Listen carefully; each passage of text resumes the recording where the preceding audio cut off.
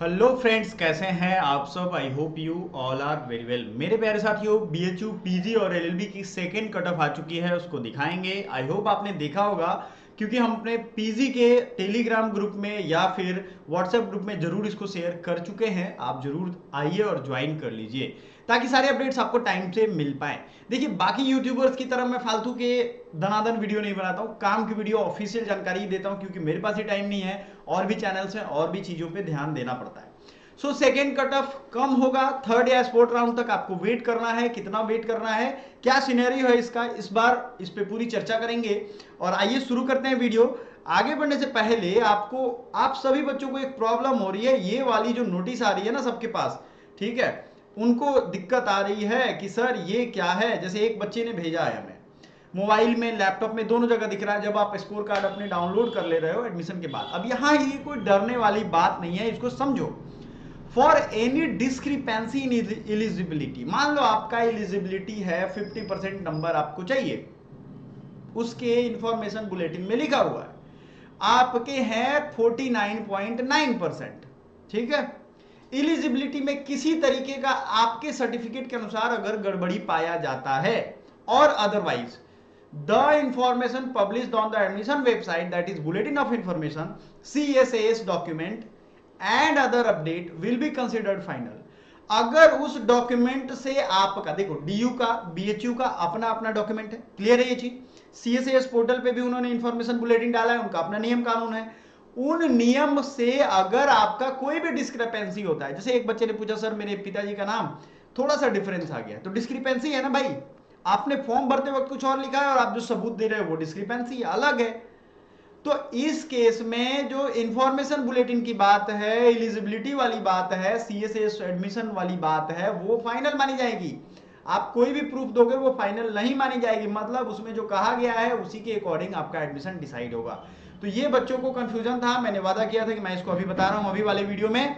अब आते हैं सेकेंड लिस्ट वाले डाउट पे, जो सारे बच्चे परेशान है ना कि सर मेरा होगा कि नहीं। देखो, आपको मैं बाकी लोगों की तरह झूठा दिलासा नहीं दूंगा। आपको एक चीज बड़ी सावधानी से मैं समझा रहा हूं, उसको समझो आप। C1 नॉन बीएचयू कोटा है, C2 बीएचयू वाले स्टूडेंट है। लॉ का ही एग्जांपल लेते हैं, एलएलबी का ही एग्जांपल लेते हैं, बाकी सारे सब्जेक्ट का भी है। जो जीडीपीआई वाले बच्चे हैं उनका अभी नहीं आएगा, उनको मैंने बताया हुआ है पिछले वीडियो में कि आराम से आप वेट करो। वेट नहीं करोगे तो आराम करो, एंजॉय करो यार, इतना ज्यादा परेशान नहीं होना है। पिछले वीडियो का इंपॉर्टेंट मैसेज जरूर देखिएगा, टैग कर देंगे उसको। सवाल यह है कि C1 यानी नन बीएचयू वाले स्टूडेंट के लिए ईडब्ल्यूएस का 197 है और अनरिजर्व का 205 है। बहुत कुछ खास अंतर सेकेंड राउंड में नहीं पड़ा है। अब आप सोचोगे भाई क्यों नहीं पड़ा है, क्योंकि सीटें लगभग फुल हो चुकी हैं, ठीक है। लॉ का ही एक एग्जांपल लेते हैं, लॉ वाला हर चीज पे नियम लागू नहीं होगा, ये समझो। आप समझ रहे हो या नहीं समझ रहे हो, लॉ वाला रूल हर जगह लागू नहीं होगा। बहुत मेजर डिफरेंस नहीं आपको देखने को मिलेगा। पेड कोर्स में इतना है, रेगुलर में थोड़ा सा और कम होगा, आप ये समझो, ठीक है ना। देखो पेड कोर्स में 2 नंबर का गैप है, पिछला कटअप भी हमने दिखाया था, वो भी जाकर के देखो फर्स्ट कटअप जो आया है। कुल मिला के ये 2-4 नंबर का गैप आपको बता रहा है कि बच्चे इस बार एडमिशन लेने के लिए बहुत सीरियस हैं।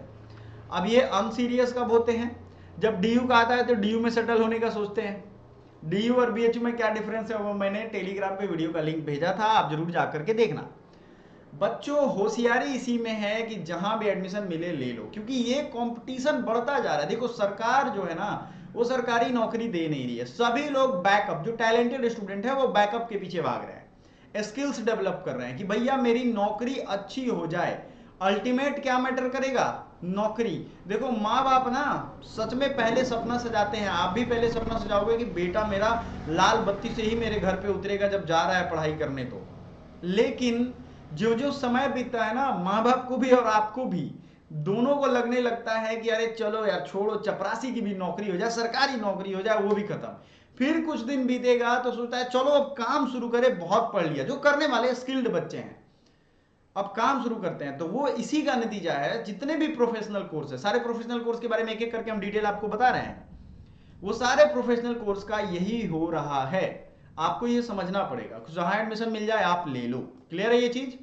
बाकी भी कोर्सेज का है, पीजी में आप देखोगे एग्रीकल्चर है, साइंस वाली मैम आपको एग्रीकल्चर का दूसरा अपडेट दे देंगे। एजुकेशन में भी आप देखोगे तो एजुकेशन में भी बहुत गैप नहीं है। हाँ, जिनमें बहुत कम बच्चों ने फॉर्म भरा है उनको अच्छा खासा मौका मिलेगा।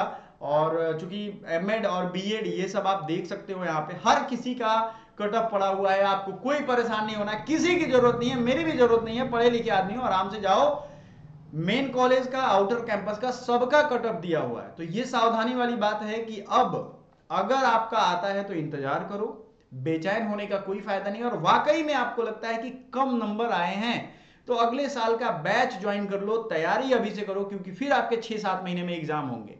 याद रखो, ये 2 महीने 3 महीने में तो आजकल खेती भी नहीं होती है। आप पढ़ने की कैसे सोच रहे हो, 2-3 महीने में खेती भी नहीं होती, उसको भी 4-5 महीने चाहिए। समझ रहे हो ना बात, जिसको लोग आसान समझते हैं, इसकी खेती बड़ा आसान काम है, पढ़ना इज नॉट आसान काम, ये ध्यान रखो। तो आप डिसाइड कर लो और उसके अकॉर्डिंग अपने डिसीजन लो, क्योंकि कुछ ना करोगे उससे अच्छा है कि कुछ तो करो और ढंग का करो। जब कुछ करने लगोगे ना तो ढंग का चीजें दिमाग में आने लगेंगी, ढंग की चीजें, फिर वो होने भी लगता है। क्लियर है ये चीज? सबके कटअप है, मैं किसी का नाम नहीं लूंगा। आप कौन से कोर्स के हो, मैंने प्रीवियसली शॉर्ट्स वीडियो में डाल दिया था, आप वहां से जाकर के देख सकते हो। जिनका फर्स्ट सेकंड राउंड में हो गया, थर्ड और स्पॉट राउंड का बहुत रेयर है कि उनका एडमिशन होगा, लेकिन आपको वेट करना चाहिए। सुनो फिर से मैं बताता हूं, सेकेंड राउंड की जो हालत है उसको देख करके ये लग रहा है कि मतलब रेयरली है। देखो कट ऑफ कम किसका गया है, जो बाहरी कॉलेज है उनका गया है। जैसे एआईएससी का देखो, C2 अनरिजर्व का 89 नंबर पे होगा। अब यही अनरिजर्व का अगर आप देखोगे C1 में अनरिजर्व का, तो देखो आप 70 नंबर पे है। कुल मिलाकर के बात ये है, या तो एडमिशन जो बच्चे वहां पढ़ रहे हैं उनका हो रहा है, क्योंकि उनको भी इनसिक्योरिटी दिख रही है कि भाई जॉब तो मिलेगा नहीं कहीं, तो तैयारी करते रहो, ठीक है। दूसरा, एफिलिएटेड कॉलेज में अगर लेने का मन हो तब भी आपके पास अवेलेबल है। तो समझदारी इसी में है बच्चों, कि अपने अकॉर्डिंग आप डिसीजन लो। अच्छी तैयारी नहीं है तो फालतू का वेट करने का कोई फायदा नहीं है। स्पॉट राउंड तक देख लो, मन को दिलासा दे दो, लेकिन ये बेचैनी कि मेरा कब आएगा, मेरा होगा कि नहीं होगा, क्योंकि अब संभावनाएं कम हो गई हैं। कट ऑफ बहुत ऊपर से उठा है, सच में हिस्ट्री में ये दूसरी बार हो रहा है जब कट ऑफ इतना ज्यादा गया है। समझ में आ रहा है ना? So thank you so much, bye for now, मिलते हैं अगले वीडियो में।